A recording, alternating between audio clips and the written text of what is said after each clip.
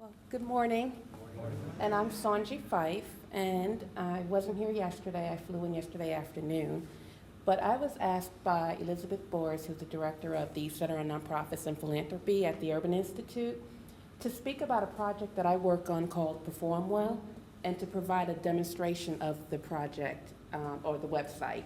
I don't have a live demonstration, but I was able to download a few screenshots, and we can walk through the lens of a practitioner so you can get a sense of how it works. So my presentation will probably be a little different from what you've been hearing while you've been at this conference. So today I'm going to speak about the current landscape that sort of led to the idea of Perform Well, give you an overview and some background. We'll do a demo, and then I'll speak about the next steps. So I think we can all agree that the current status quo in the nonprofit sector is being challenged. Funders and nonprofits want better information. We all know that funders are not doling out funds the way that they used to. They're requiring nonprofits to report on how funds are being used and how their funds are being used to have an impact. Nonprofits that are wanting to respond to these reporting requests, many are strapped as it is and are now having to deal with the additional burdens of reporting to funders in many different ways. We all know that sometimes there's a lack of consistency, which then becomes a problem for the nonprofits. I think we can all agree as well that sometimes funders ask for information, and when they get it, they don't necessarily understand what they're getting or know how to use it. In addition to that, we know that resources throughout the sector are pretty scarce. That said, competition is increasing. So those organizations that have the capacity and the resources to accommodate this reporting, they're at an advantage. So our goal was to help these nonprofits build capacity when it comes to performance management. There are a lot of current initiatives out there, or emerging initiatives. I see the Leap of Reason book throughout the room. And I think we can all agree that it hasn't been said, but a lot of these initiatives are working together to help build or cultivate a culture of performance management and evaluation in the nonprofit sector. And Perform Well is one of these initiatives. But I'll explain how we feel that our website might be a little unique. It complements these initiatives, certainly, because we rely on these resources. But ours is a bit more hands-on and hopefully user-friendly. So Perform Well. It's a joint initiative. It's a partnership that is managed by, it's a project that is managed by a partnership of the Urban Institute, Child Trends, and Social Solutions. We have an 11-member advisory board that's made up of individuals from the nonprofit sector, experts in performance management, as well as folks from the human services field. This has been a concept that's been in the making for about the last 4 years. We've had several funders who really believe in what we're doing. This is just a partial list, but I wanted to give you a sense of, who's supporting this initiative. So what is it?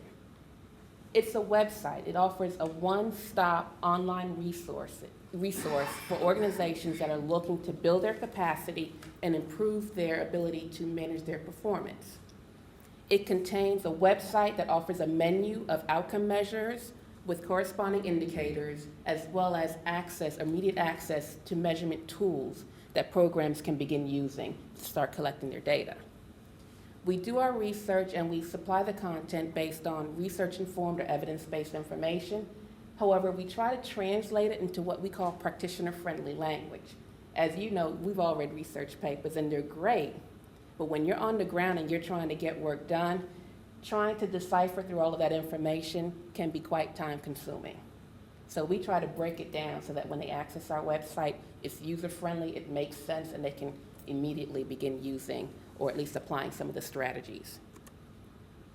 So I added this model because this is the model that basically, I think, helped us to narrow down our identity or our purpose for Perform Well. If we're focusing on the yellow area in this model, this is a model that it contains activities for organizations wishing to become more performance-driven. So focusing on the yellow area, we realize that the gap really is in the collection and the use of data. That's a barrier for many organizations to become for many organizations in becoming performance-driven. So we wanted to respond to that gap by developing a tool that makes it easier and saves time for organizations wishing to collect data and to use data. So out of that model, we developed our definition for performance management. It's not that different from other definitions, but it helps to guide us as we go forward with this project. So we look at it as a dynamic process that is designed to better understand program operations, monitor outcomes, and ultimately help nonprofits become high-performing organizations. But what's important is that we know that it involves the regular, ongoing performance measurement, reporting, analysis, and program modification. Now, we realize that this is easier said than done. We certainly do. But we're trying to at least provide a tool or mechanism for organizations that have little to no capacity so that they can continue and use this data frequently to make improvements so that they can achieve their desired results. So perform well. Based on the current climate, we feel organizations are either asking or they should be asking questions such as, are we making a difference? How is our approach helping to change the behaviors and attitudes of our clients? How can we or are we able to demonstrate and articulate our goals or show our progress toward our goals? And if we're collecting data, are we collecting useful and meaningful data? So Perform Well. It's a website that contains two parts. One part is a menu of outcome measures. The other part is called Improved Service Delivery. And yes, they do talk to each other, but so that we know that that's important. But they do serve slightly different purposes. In looking at outcome measures for your programs, an organization, for example, if I'm a parenting education program and I'm just starting this process, I might want to enter the portal and search for outcomes that might be appropriate for my organization. But I can also search through the Improved Service Delivery portal, and I can search for information or content that's specific to my type of program. So let's talk a little bit about, I'm going to walk through the process first through the identifying outcomes, and then I'll talk about the improved service delivery. Okay, so we're about to launch new content on parenting education programs next week, so that's why I'm using that in my example. So if I'm a parenting education program, and again, I don't have the capacity, but I know I need to start doing this type of work, then Performa will suggest that I enter the portal by trying to identify outcomes for my particular program. So as a parenting education program, I know that I strive to achieve parent outcomes as well as child outcomes. But our program is designed really to build the relationship or strengthen the relationship between parent and child. So I would then go to Perform Well, and I would click on the Relationship tab, which would take me to a page that would show outcome measures under relationship, such as parent-child relationship, the peer relationship, or relationship with others. As a parenting program, I would then click on the tab for the parent-child relationship. It takes me to a page in Perform Well that will provide me with a description of the outcome measure, as well as suggested indicators that I can use to demonstrate whether or not my program is having an impact on strengthening the parent-child relationship. So let's just say for this example, I choose the parent-child relationship quality. It then takes me to a page for that indicator, provides me with, again, a description of the indicator, as well as suggested survey tools and instruments that I can then use and start using right away. So if I select positive relationship with parents, which is a scale that I can administer to parents in my program, it takes me to a page that again gives me a description of the tool. I can download a PDF of the tool. If you're using any type of case management software like ETO, you can download it into your software. But the beauty of this is that organizations don't have to go and then search for this tool on their own. We've done the research, we've collected the permissions for these tools to use. Our goal is to provide as many free quality tools as we can. We know that there are some tools that organizations will have to pay for. We do include some of those in Perform Well, but the goal is to get as many free quality evidence-based tools as we can. And again, we collect all the permissions up front before we post it in Perform Well. So organizations can download a PDF. We provide information such as the administration method, how many questions, how long will it take. But if I download a tool, I get that PDF, I can either print it off and use it, or keep it in my files, or modify it for use for my program. We also offer information on interpreting the data. How do you score a tool? What does that mean if I get a high score or a low score? If there are benchmarks available, we include that in the portal as well. If not, we encourage organizations to begin benchmarking with their own individuals or participants so that they can track improvements and progress over time. We offer analysis tips to help them understand what does it mean to get a positive or a negative result. And we encourage organizations that are not receiving or getting the results that they want to then look at their service delivery. Maybe there are tweaks or changes or strategies that they need to modify in order to help them get the results that they're looking for. So if I'm navigating through improved service delivery, as a parenting education program, I will then be taken to a page that gives me some background on parenting education programs. But then there will be questions that, as a parenting education program, that I should be asking. And this content area is written specifically for each program. So although you might see some of the same questions under different program areas, the content itself is written specifically for that particular type of program. So improving service delivery as a parenting education program is probably going to be a little different from improving service delivery for a civic engagement program, which is why we write that content specific for each program area.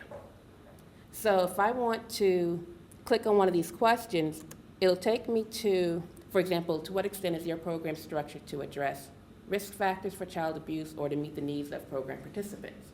I will then receive content that speaks to things that I can be considering in terms of modifying my strategies or things that I should be looking for. But what I really like about Performal is that we don't just offer the advice, we also offer tools. If we're suggesting that you evaluate each parent training program to see whether or not they're effective, we then supply you a sample evaluation tool that you can print and begin using immediately. I know some people might be saying organizations can find these tools on their own, but realistically, how many organizations or nonprofits have the time to do this? I've worked on this content, and it takes a while to find good, reputable sources that organizations can use right away. So the benefits of Perform Well. Our goal is to enhance the capacity of organizations to demonstrate their progress toward their goals and objectives, as well as to help organizations better target the use of their resources and to make more informed strategic decisions. So what's next? We launched officially a little over a year ago in March 2012. As of last week, we've had well over 100,000 visits to Perform Well. Over 80,000 unique visitors have used Perform Well and over 30,000 downloads of our tools and surveys. We have visitors from all 50 states, including DC and Puerto Rico, as well as over 100 countries.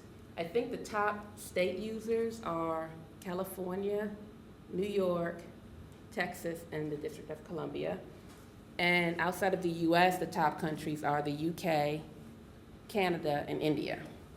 And actually, we found out recently that there's a similar initiative that's now being started in the UK. So they've actually reached out to us, and we're looking to possibly partner with that initiative as well. So there's a need worldwide. Since we've launched, we've also implemented a quarterly newsletter, and we offer free webinars to practitioners. Webinars might be on the content that is being launched, or we might offer free webinars on performance management, just helping to get the information out there and help to build the capacity throughout the sector.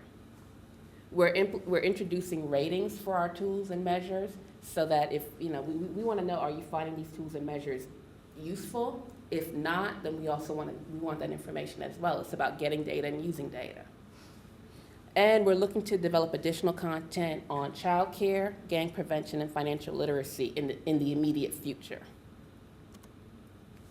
So in addition to building out additional content areas, we're fundraising, and doing more fundraising.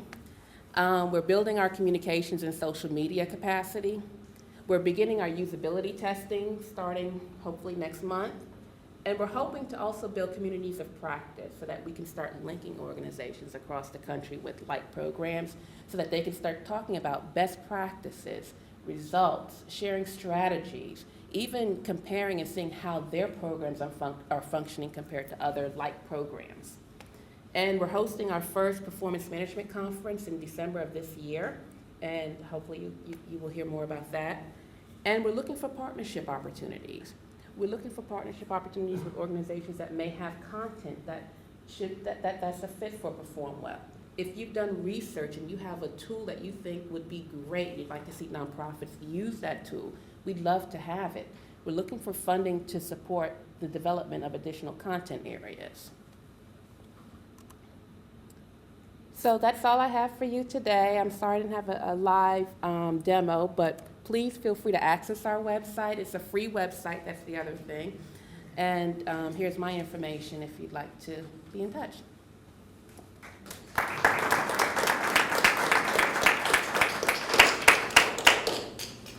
And we can take questions. We've got about another 15 minutes here. So, but yeah, go ahead and sit there and we'll, is this in the way? Do I need to move this? All right, I'll move it down. Okay. So ask away.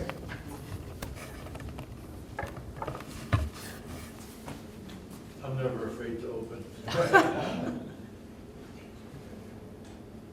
Can you give us an example of somebody who has used it and the kind of changes they made as a result of it, Saunji? That's a good question. I'd have to think. Can you talk into the microphone? Oh, I'm sorry. Oh, this microphone, correct? Yeah. Can you hear me? Yeah. I'm sorry about that. That's a good question. I usually don't work on that side. So I have to rack my brain here. I can tell you, well, actually, I can tell you about a project that I did work on where we did use some of the information from Perform Well. I worked on a project with after-school programs in Washington, D.C. And you're talking about a range of programs where we had organizations that were doing performance management. They were aces at it. They'd been doing it for a while. They knew the lay of the land. They were good. And then we had other organizations that did not know how to use Excel. So you talk about a range of skill. So that said, we introduced them to Perform Well, and we helped them to, because it was a project, I was able to provide more hands-on TA with a lot of these organizations. So we helped them to start downloading some of these surveys. It's funny because some of these organizations who may have been less experienced, they wanted to download lots of measures. So we coached them and were able to say, sometimes less is more. Let's introduce you to the process. Well, that said, about 3 months after that TA, I received a PowerPoint presentation from one of the organizations that they had put together, and they wanted me to review it because they were taking the information that they had collected and they put it into a PowerPoint to present to their board. And this was the first time that they were actually presenting this type of data to their board, and they were excited. And I was excited because I felt like this was just a new beginning for this organization. So that's the first example that comes to mind for me. I don't know if that answers your question. Well, it's a good start, but as you get this pool of partners, I think you're going to get data that's going to be even more exciting. Not just presentation organization, but actual changes and having impact. Oh, I agree, and I think even for the research world it's exciting because then we'll have more organizations with data. So as we're doing research and we want to see the impact of certain types of programs, we will now have access to data as well. So it's exciting from the research end, in my opinion, as well. There's some hands going up. Saunji, Salvatore Limo. You said earlier that the outcomes in this software product are research-based, which I think is great. Do you ever have a situation where an organization looks at what I'm picturing, hearing what you said, this venerable pick list, right, of research-based outcomes, and does an organization ever say, well, these are close, but they're not really exactly the outcomes that our program, we think our program is resulting in? How do we navigate that? If there's a little slight discrepancy, can we get the organization to consider morphing their outcomes to what the research is telling us it should be, or is there another strategy? Well, actually, our approach is really a menu, not a mandate. We want organizations to be able to select from what we offer. And we also realize that we need to add to our content areas. So we don't post it thinking this is the complete and the end all.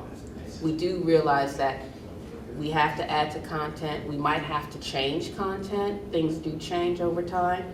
So once we post content, it's as close to complete as we think it is, and it's ready to be posted. But it doesn't mean that we feel that this is the end all. If you're running a parenting education programs, these are the only outcome measures that you should be looking at. That's not our approach. That makes sense, but it also prompts a follow-up. I'm wondering if this also is an educational opportunity for some nonprofits where they're working hard, delivering programs, measuring outcomes over here that they think are plausible or good, and they're not considering what the research is telling them that maybe should be focusing on it, and maybe they would consider changing their programs to what the research is telling us should be the outcomes they should be focusing on. I mean, that would be nice because we do supply, the information, the citations, so that they can see that it is embedded in the research. But again, sometimes organizations have to measure what their funders ask them to measure. Sometimes it may make sense for that organization depending on where they're located. So, we try to be as comprehensive as we can. And our hope is that they'll see the research base and be drawn to that and know that, these are measures that can tell you some things that'll be useful for your organizations. And the research is there that shows that these are useful and good measures. But again, sometimes there are extenuating circumstances that require organizations to measure a certain way. And we recognize that. Thank you. Sure.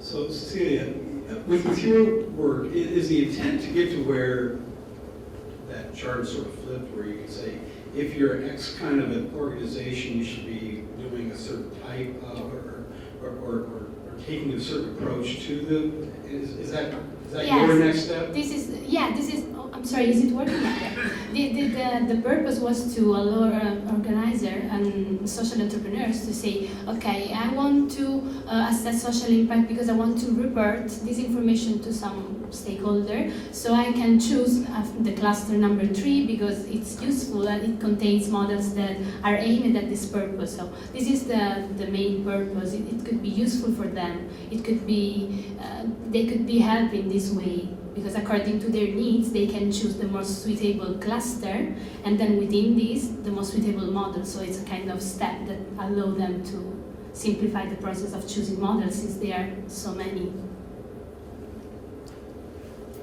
Yeah. How do you, this performance management is kind of a relatively new concept in nonprofits. So,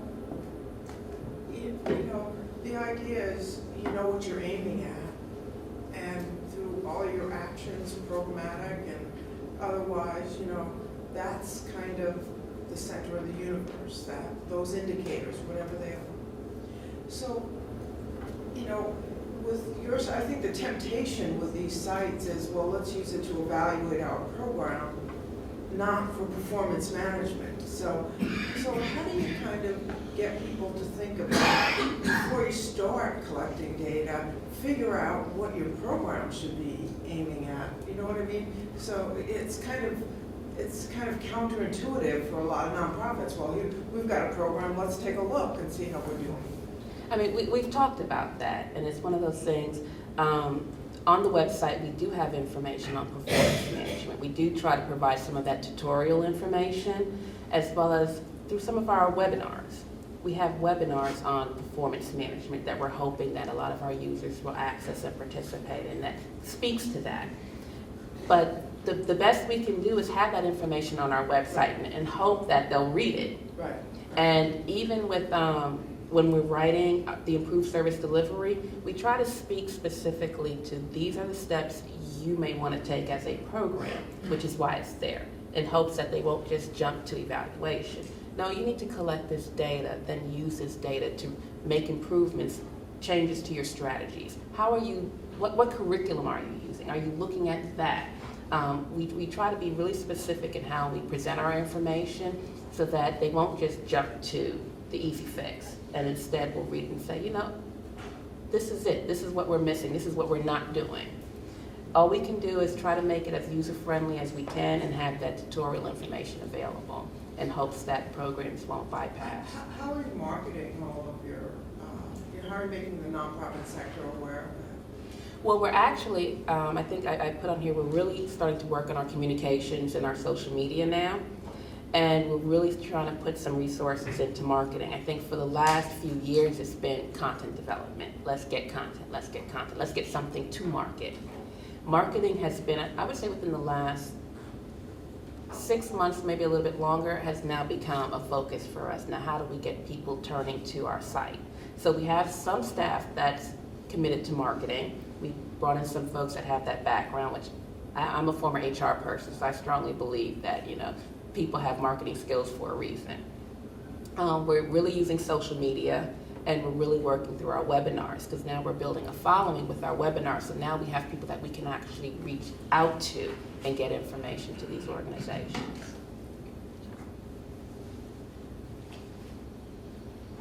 Excuse me, Alan right here. Have you turn back on. All right, there we go. Have you considered working with people to allow them to use Perform Well as a service design tool instead of just evaluating existing services? We had Sal, who stepped up yesterday, he was talking about how you really should start this whole process with the root cause analysis of what are the problems that you're trying to solve. And so you have your stakeholder group at the table, and you've identified the problems, and now here you have this tool that can take you right to that next step of, well, what are the evidence-based services for that, and what are the evidence-based measures for those services, and what are the instruments that we can use for that as a design tool for novices, and even for experienced people. But a lot of nonprofits start off with people who have this idea of the mission versus people with a great deal of experience. I think this can be very powerful for helping them hit the ground running instead of trial and error, trial and error, trial and error. We do have some of that information in our improved service delivery. For example, we speak to conducting a needs assessment in your area to see where are the gaps and what are the needs, and organizations you might consider contacting to get a sense of what the needs are in your organization. For example, I think I wrote the content for mentoring. So if you're looking at starting a mentoring program, well, why don't you talk to the schools, talk to social services, and see what type of mentoring program might be needed in your area. Those are some of the tips that we offer. In addition to that, we speak to the different strategies that might be used for a particular type of program or service delivery. I think like with tutoring, you have online tutoring, peer-to-peer tutoring. There are different types of tutoring. So we speak to those different types of tutoring, but then we also include what the research says is a useful approach, or what has been shown to be a useful approach. That if you're looking to start a program, you have that information. You don't have to look for it on your own. It's there and Perform Well. So we hope that that's helpful for programs that are starting up. And then once they move on from there, what types of curriculum has been shown to be effective for particular types of tutoring or mentoring or what have you. So we do try to include that information as well, without promoting any brands, but just promoting a method or a strategy that has been shown in the research to be successful. Sounds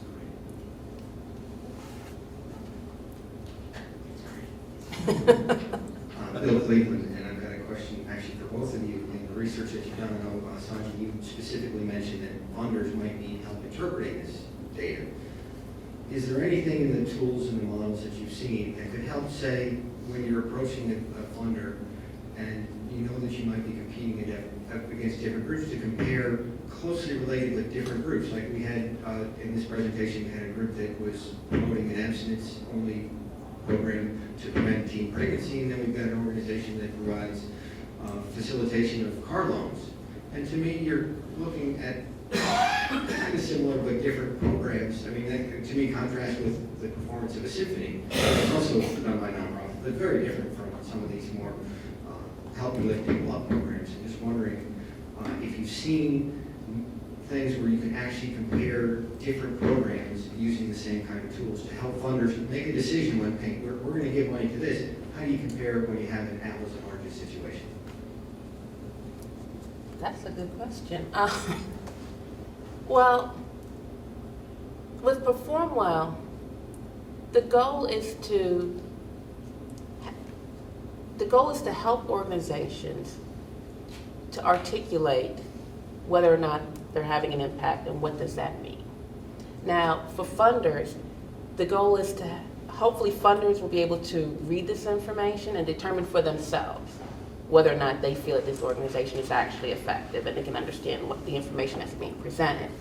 Whether or not comparing apples and oranges, I don't think, I think that's beyond the scope of Perform Well, to be honest. I think that that's an organizational activity, but let me think on this. I don't know if you have an answer to this question. No, well, That's a tough one.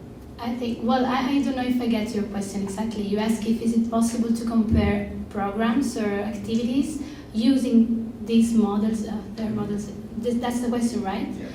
Well, I don't know exactly because, yeah, that's a good question. I think that it should be possible in some way because that's one of the reasons why organizations have to measure their impact, because funders, for example, have to do a decision about which kind of project to invest in. So it has to be useful. These models have to be useful for comparison. I don't know exactly how, because I think that it depends on which models you use. From my point of view, because I did an overview of models, I didn't go specifically into that. But I think that it depends on the model, because when you apply the same models to two projects, then you have to read the outcome and you can understand how to compare them. But it depends on the feature of the model, so I cannot really answer to this question. Okay. Cecilia, let me ask one more. I didn't hear your beginning, but in the United States, we have, like Notre Dame is a private college university, we have public and we have for-profit. In the health field, we have the same thing. In your presentation, that those models and clusters could be for any groups of service providers that are entrepreneurial. Does Italy have a strong classification to determine what is outside the tax system, such as our nonprofits? How do you classify the organization that you're Oh, that's a good question, thank you. Or give us an example of what would be the kind of entrepreneurial organization you would have in Italy that you were describing. Okay, so which kind of organization can use these models, exactly how to distinguish them? That's the question, right? Well, of course, in Italy we have for-profit organization and not-for-profit one, and those are different. But when we talk about social enterprises, and that's the kind of organization I focus it on, it's quite hard to distinguish between them, because according to the Italian law, social enterprises are not a specific kind of enterprises. You know, it's most of all there are some requirements, and all organizations that meet this requirement can be considered as social enterprises. So no matter about what kind of legal format they have, they could be non-profit organization, but also for-profit one. If they meet these requirements, they can be considered as social enterprises. So there is a kind of overlapping between for-profit companies and not-for-profit one, and this makes things also even more complicated. But of course, all the model I focus it on, they could be applied to every kind of organization that want to assess their social impact, also for profit one. So they are kind of transversal from this point of view. Thank you. Thank you. Thank you both.